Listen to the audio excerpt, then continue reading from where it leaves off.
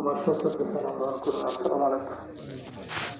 দুলাল ভূঁইয়া আমাদের দীর্ঘদিনের পথ চলার,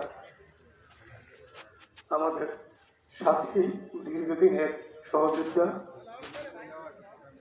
ওনার সম্পর্কে বলতে গেলে আমাকে অনেক কথা বলতে হয়।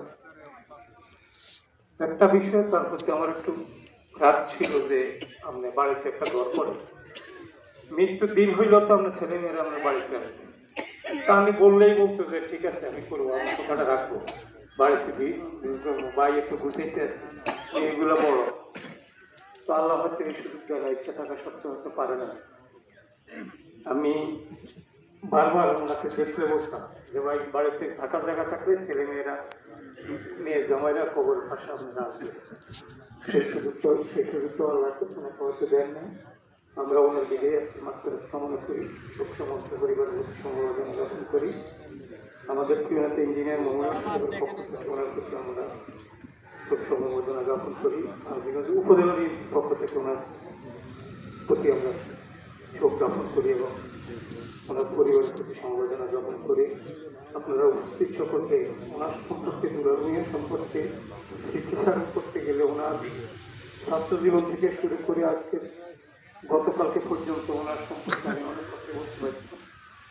আসলে এই মুহূর্তে ওনাকে আমরা হারাম হয়ে যাবো, মানুষ প্রস্তুতি আমাদের ছিল না, যার কারণে ওনার কথা বলা, খাট্য বলা, কথা অনেক সময় মুখ দিয়েও আসে না। তো আমরা আপনারা সকলে থেকে দোয়া করবেন, আল্লাহ যেন ওনাকে জান্নাতুল মাকাম, জান্নাতুল ফেরদৌস নসিব করেন। আমিন। আর আপনারা সকলে উপস্থিত হওয়ার জন্য আমি আমার দলের সংগঠনের পক্ষ থেকে আপনাদের সকলকে ধন্যবাদ জানিয়ে আমার বক্তব্য শেষ করলাম। ধন্যবাদ সবাইকে। আসসালামু আলাইকুম। এই মুহূর্তে আপনাদের সুন্দর করে বক্তব্য রাখবেন হাজীগঞ্জ উপজেলা বিএনপির সঙ্গে সভাপতি আল্লাহ হাজী মোহাম্মদ সত্যি। বিসমিল্লাহির রহমানির রহিম।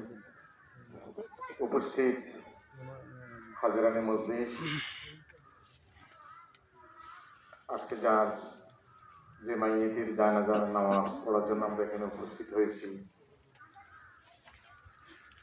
জালাল হোসেন দুলাল ভাই, তিনি আমার বয়সে বোধহয় বড় হবেন না, 2-1 বছর হয়তো ছোট হতে পারেন বা আমরা সমসাময়িক, কিন্তু তার সাথে আমার প্রথম পরিচয় হচ্ছে হাজীগঞ্জ বাজারে।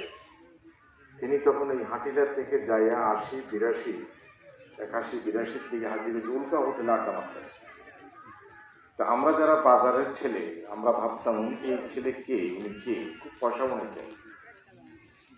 তখন উল্কা হোটেলে তখন খাওয়া দাওয়া করা, আড্ডা মারা, এটা আমরাও তখন ওই বাজারের ছেলে হইলে আমাদের কাছে তখন এত পয়সা ছিল না যে সবসময় উল্কা হোটেলে আড্ডা মারা, খাওয়া দাওয়া করা, অতটুকু সামর্থ্য আমাদের তখন ছিল না। কিন্তু তখন পরিচয় হয়েছে আমার, বলছে আমার বাড়ি হাটিলা। তখন জানতে জানতে জানলাম যে ওনার বাবা বোধ একসময় বাইরে থাকতেন বাকি জানি না কিছু, পয়সা এরকম। তো পরে আবার পরিচয় হয়েছে ওনার সাথে, ওনার বোনের জামাই জাহাঙ্গীর যখন বাস কিনে, তখন আমারও বাস একটা পরিবহন ব্যবস্থা ছিল, তখন আমরা বলতেন যে আমার বোনের জামাই বাস একটু খেয়াল করে রাখতে হবে। আমরা সবসময় দুলাভাই ডাকতেন। আমি আজকে তার সামনে দাঁড়িয়ে দৃষ্টি করতেছি আপনাদের সামনে স্মৃতিচারণ করা।